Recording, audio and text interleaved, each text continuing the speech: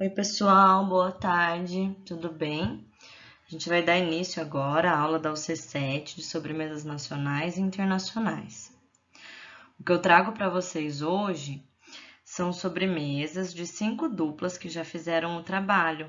Então, são pesquisas que essas duplas fizeram e eu estou mostrando para vocês aqui. No fim dessa aula, eu vou passar um questionário online para vocês preencherem. Então, prestem atenção. O questionário vai ser baseado apenas em coisas que foram ditas aqui nesse vídeo, tá bom, pessoal? Boa aula para vocês, vamos lá. A primeira sobremesa que nós vamos falar é o macarrão. A gente fala macarrão, mas ele se escreve com um R só, tá, pessoal? É uma sobremesa francesa e ela surgiu em 1500 com o macarone. Macarone era um biscoito italiano à base de pasta de amêndoas. E o que aconteceu? A Catarina de Médici foi para a França para se casar com Henrique II e virar rainha da França. Quando ela foi para a França, em 1533, ela levou com ela esse macarone.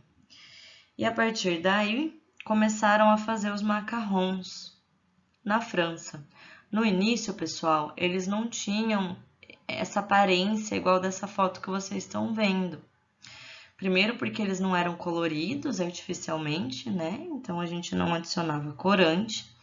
E não eram dois macarrons com recheio no meio, era apenas um, como se fosse o macarone, que é o biscoito italiano que eu comentei. Em 1552, foi a primeira vez que se tem notícia desse doce escrita, né? Então, em 1552, François Rabelais escreveu sobre o macarrão, tá bom, pessoal? Era uma sobremesa que só a realeza podia comer. Então, ela era preparada apenas para a realeza, em casamentos, festas, para dar de presente, mas a população não tinha acesso. Então, em 1792, algumas freiras da congregação Damas do Santíssimo Sacramento começaram a comercializar esses macarrons. E foi aí que eles foram mais acessíveis, né? As pessoas começaram a conhecer essa sobremesa. Em 1830, que essa sobremesa começou a ter um pouquinho dessa cara que a gente vê, que são os dois macarrons com recheio. Então, acrescentaram o recheio no macarrão.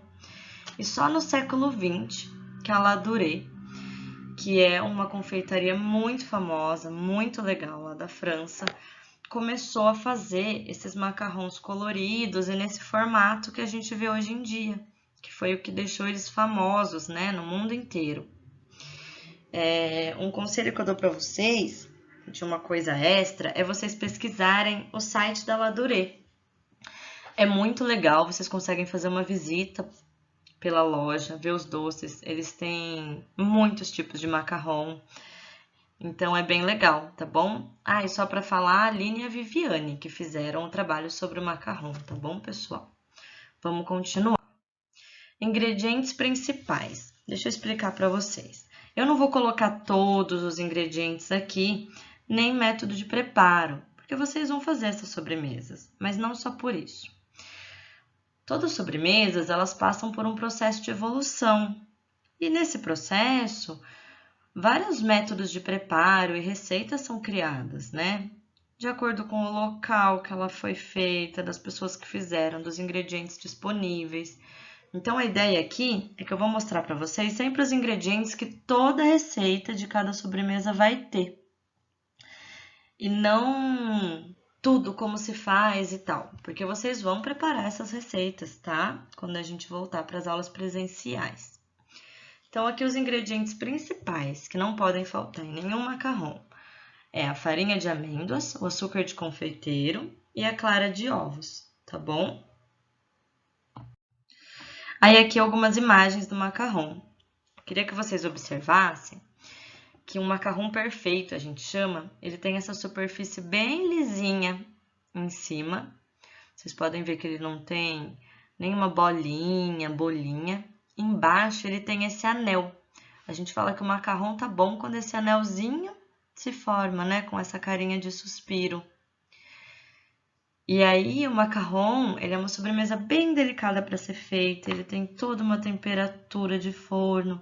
Mas depois que vocês acertarem, não tem mais erro. É uma sobremesa delicada, muito gostosa. E hoje em dia tem muitas ideias legais para fazer o macarrão. Tem em formato de bichinhos, tem muitos sabores, então dá pra gente se divertir. É um ótimo presente, é uma ótima lembrança, tá bom, pessoal? Parabéns pelo trabalho, meninas. Agora nós vamos falar do tiramisu, tá? O tiramisu, essa sobremesa, quem pesquisou foi a Alessandra e o Gustavo. O tiramisu é uma sobremesa italiana. Eu posso até dizer para vocês que é uma das sobremesas mais famosas na Itália, tá? Ele foi criado no fim do século XVI em Siena, porque Siena recebeu o Duque de Toscana, Cosme III de Médicis. Então eles criaram essa sobremesa para que ele não se esquecesse de Siena, tá? E muita gente fala que é uma sobremesa afrodisíaca, porque ela leva chocolate e café nela, né? Então o chocolate falam que é afrodisíaco, o café falam que dá ânimo. E aí o significado, né, do nome tiramisu é levanta-me, por causa do café. Então dá um ânimo, né? Anima, tá bom? Aí aqui de novo os ingredientes principais: queijo mascarpone, chocolate e café. Quando ela foi criada, pessoal, a ideia é que usasse os ingredientes mais nobres. Então, esses ingredientes, na época em que ela foi criada, eram muito nobres, né? Eram ingredientes que mostravam riqueza. Então, ela era considerada uma sobremesa muito rica, fina, certo? Aí aqui o queijo mascarpone, para quem não conhece. Gente, é um queijo cremoso, super gostoso. Ele foi criado na região de Lombardia, na Itália. E ele é vendido aqui no Brasil, a gente consegue encontrar, tá? Então ele é um leite gordo, acrescido de ácido cítrico ou acético. E a gente consegue fazer um queijo mascarpone aqui também. No lugar do leite gordo, a gente pode usar um creme de leite fresco, porque a ideia do leite gordo é um leite não pasteurizado ainda, integral, bem forte. Então a gente pode usar um creme de leite fresco, ele é aquecido e a gente acrescenta limão ou vinagre nele. Ele lembra um pouco, pessoal, o cream cheese, mas qual que é a diferença entre o mascarpone e o cream cheese? O cream cheese não é tão gorduroso, ele é um pouco mais magro. Ai, professora, eu queria muito fazer um tiramisu e eu não encontrei o mascarpone, ou o mascarpone está com valor muito elevado, porque ele vem da Itália, não tem produção aqui. Eu também não quero fazer em casa. Eu posso usar o cream cheese? Pode. Aí a gente adiciona no cream cheese creme de leite, para ele ficar mais gorduroso, tá? Além disso, pessoal, eles pesquisaram uma curiosidade super legal. Aqui. Vocês estão vendo essa foto? Esse é um tiramisu que saiu no Guinness Book, tá? Então ele é um recorde. Ele tem 273 metros e meio de comprimento. É enorme.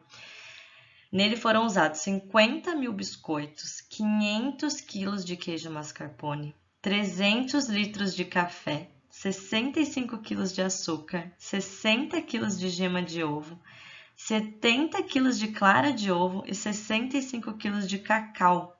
Então, imaginem o tamanho dessa sobremesa. E aqui algumas fotos. Vocês vão ver que comparado com algumas sobremesas, ele parece mais simples. A cozinha italiana, ela se importa muito com o ingrediente, pessoal. Então vai ser mais difícil a gente ver sobremesas delicadinhas, enfeitadinhas. A ideia é a utilização de bons ingredientes. Então, no caso dessa sobremesa, um bom café, né? Um café de qualidade, um bom chocolate, um bom cacau. E se vocês forem para a Itália, vocês vão ver que às vezes ela é servida como a gente serve um pavê em casa. Como se você pegasse uma colher grande de pavê e colocasse em um prato fundo. Em muitos lugares na Itália ela é servida dessa maneira. E como eu disse, o importante dessa sobremesa é o sabor, são os ingredientes usados, tá? Quando vocês fizerem, vocês vão poder escolher a maneira que vão apresentar ela. Aqui então agora torta paulista. Quem fez a pesquisa sobre a torta paulista foi a Sândia Carla. E Alessandra e Gustavo, parabéns pela pesquisa do tiramisu, muito legal, viu, pessoal? Voltando agora à torta paulista. Pessoal, essa é uma sobremesa brasileiríssima, tá? É nossa. Vocês vão ver que às vezes é um pouquinho difícil achar origem, história de algumas sobremesas, até pratos brasileiros, tá? Eu vou dar uma aula para vocês só falando da nossa cultura da confeitaria brasileira, da nossa origem. E vocês vão ver que é muito legal, é muito bonita. A nossa história é um pouco mais nova do que a de outros países, pessoal, né? Na Europa e tal. Então, o que acontece? Às vezes fica um pouco mais difícil da gente achar mesmo, mas existem as pesquisas, tá? Eu vou mostrar isso para vocês. Nossas sobremesas são sobremesas consideradas, tá? São sobremesas brasileiras. Apreciem o que é nosso, isso é muito importante. É a nossa cultura, são as nossas raízes, são os ingredientes que a gente tem aqui, tá bom? Então, vamos lá. A torta paulista, ela é uma adaptação do bolo de bolacha português. Esse bolo de bolacha, ele foi uma sobremesa criada em Portugal para as mulheres que eram muito atarefadas. Então, na época que a mulher ficava sempre em casa, que tinha que cozinhar, qual que é a ideia dessa sobremesa? Ela é uma torta que ela não precisa ir ao forno, né? Porque a gente usa bolacha e não massa. Então, ela é mais rápida de ficar pronto e tal. O que a gente mudou desse bolo de bolacha português? A gente adicionou amendoim. Vocês vão ver que muitas sobremesas brasileiras levam amendoim, como o pé de moleque, que também é uma sobremesa aqui do Sudeste, tá, pessoal? Então, a gente adicionou amendoim nessa sobremesa e é isso que faz da torta paulista uma sobremesa nossa, tá bom? Aí, aqui os ingredientes principais dessa sobremesa. A bolacha de maisena ou bolacha Maria, o doce de leite e o amendoim. O mais legal dessa sobremesa, vocês vão ver quando a gente for preparar ela, é que cada um fala, a minha avó fazia de outra maneira. Ah, não, mas a minha mãe fazia de outra. E aí a gente consegue perceber o que em sobremesas de outros lugares, que a gente vê que tem muitos métodos de preparo por causa da evolução, da história do local, a gente consegue ver isso acontecendo com nós. Então, como cada família aqui no Brasil prepara essa sobremesa, né? Como que cada um monta. Então, vocês vão ver, é muito legal. E vocês vão ver que vai ter bastante divergência na sala, de como cada um faz. Isso é bem, bem legal, tá bom, gente? E aí, aqui algumas fotos, tá? A gente pode montar ela na taça, pode montar ela numa travessa grande ou na fatia mesmo, tá bom? Eu particularmente adoro torta paulista. Parabéns, Gu e Alessandra. Opa, desculpa, agora foi a Laisa, né, que fez. Parabéns, pessoal, aqui por essa pesquisa, tá bom? Eu troco os nomes às vezes, viu, gente? É muita distância, né? Agora a gente vai falar da Charlotte. Essa pesquisa, então, foi feita pela Ellen e pela Dulce, tá bom? Pessoal, a Charlotte tem uma briga para ver quem foi que criou essa sobremesa. Os russos ou os ingleses? Os russos falam que essa sobremesa foi criada para homenagear a rainha Charlotte da Inglaterra. E os ingleses, né, falam que ela foi criada como um presente imperial para o César Alexandre I. A gente não tem certeza, tá, pessoal? Antigamente, tem algumas receitas que ficam muito similares a elas, que ao invés da bolacha, usavam brioche. Tem várias maneiras delas feitas diferentes nos dois lugares. Então, vocês vão ver essa divergência se vocês forem pesquisar essa sobremesa. Hoje em dia, esse formato dela, que a gente vê, que vocês podem ver aí na foto, quem fez nesse formato, com as frutas e as bolachas, foi o chefe francês Marie-Antoinette Carême. Mas isso não significa que é uma sobremesa francesa, tá, pessoal? E ela é uma sobremesa muito sofisticada, considerada, assim, uma sobremesa clássica, muito bonita. É uma delícia de fazer, uma delícia de comer, tá bom, pessoal? Ingredientes principais. Então, nela vai uma massa de genoise, um creme bavaroise, me enrolei, um creme bavaroise. O que é o creme bavaroise? É uma mistura de creme inglês, creme fouettê e gelatina. Aqui vocês vão ver que aquelas aulas de base que vocês vão ter são importantes, como eu falei quando eu comentei a abertura da SUC. Então, vocês vão chegar para fazer essa sobremesa e vocês já vão saber fazer o creme inglês e o creme fouettê e já vão saber fazer um liaison para misturar a gelatina. E aí vocês vão só unir esses cremes para fazer o creme bavaroise. A genoise também é uma massa que vocês já vão saber fazer. A bolacha champanhe é outra.